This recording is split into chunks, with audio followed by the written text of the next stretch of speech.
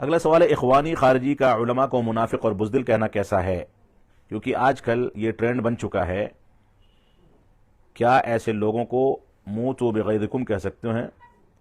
دیکھیے، یہ ٹرینڈ چاہے اخوانی خارجی کی جانب سے علماء کے بارے میں ہو یا کسی دوسرے کی جانب سے، علماء پر لعن طعن کرنا یا ان کو بزدل کہنا یا منافق کہنا، یہ سب فضول باتیں ہیں، یہ اتہام تراشی ہے، اور اس کے بارے میں قیامت کے دن سوال ہوگا۔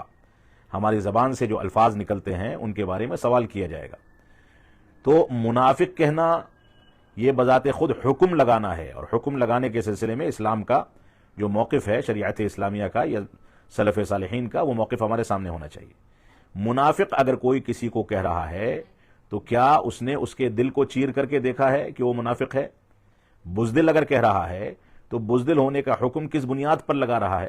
اصل تو یہ ہے کہ یہ صفات جو ہیں ان کا تعلق دل سے ہے، اور انسان ظاہر کا مکلف ہے، باطن کا مکلف نہیں ہے۔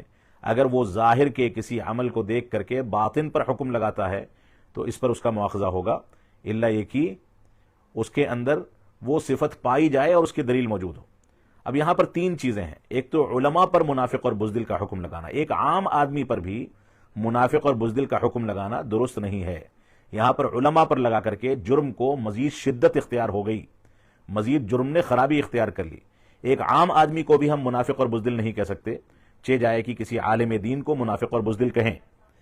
اور یہ جیسا کہ کہہ رہے ہیں آج کل ٹرینڈ چل چکا ہے، تو کیا ایسے لوگوں کو موتوا بغیظکم کہہ سکتے ہیں؟ یقیناً ایک معنی کے لحاظ سے ایسا کہہ سکتے ہیں کہ تم اپنے غصے میں مر مٹ جاؤ، غصے میں مر مٹ جاؤ۔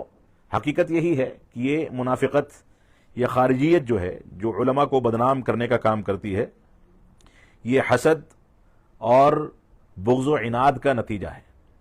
ظاہر سی بات ہے، ایسے لوگ اپنے حسد کو اور بغض و عناد کو ان الفاظ کے ذریعے سامنے والے پر نفاق کا یا اسی طریقے سے اس طرح کا اتہام لگا کر کے اپنے دل کو ٹھنڈک پہنچانا چاہتے ہیں۔ ایسے لوگ آج سے نہیں ہیں، خود رسول اکرم صلی اللہ علیہ وسلم کے عہد مبارک سے اس طرح کے لوگ موجود ہیں۔ پہلے وہ نبی کو متہم کرتے تھے، پھر صحابہ کرام کو کیا، اس کے بعد تابعین کو کیا، تبع تابعین کو کیا، علماء کو کیا، علماء محدثین کو کیا، سب کو ان لوگوں نے متہم کیا ہے۔ یہ حقیقت میں ان کا موقف ہی یہی ہے، یہ حقیقت میں خود منافق اور بزدل ہیں کہ یہ دور سے بیٹھ کر کے علماء کو بدنام کرتے ہیں، اور ان کے اندر اتنی سکت نہیں ہے کہ دلائل کے ساتھ اور شریعت کی بنیادوں پر کسی کے سامنے کوئی حقیقت واضح کر سکیں۔ جب ان کے اندر اتنی صلاحیت اور سکت اور ہمت نہیں ہے، اتنی قوت نہیں ہے، تو یہ سمجھتے یہ ہیں کہ علماء کو بدنام کر دو، اور علماء کو بدنام کرنے میں کامیاب ہو جاؤ گے تو اسلام بذات خود بدنام ہو جائے گا۔ لیکن حقیقت یہ ہے کہ علماء ربانی جو ہیں ان کے ساتھ رب کائنات کی نصرت ہے۔ ان لوگوں کا غیظ و غضب، اتہام تراشی، اس انداز کے الفاظ کا استعمال، یہ انہی لوگوں کو مبارک ہو، یہ حقیقت میں ان کی جانب لوٹ جاتا ہے۔ اللہ رب العالمین ایسے لوگوں کو ہدایت عطا فرمائے۔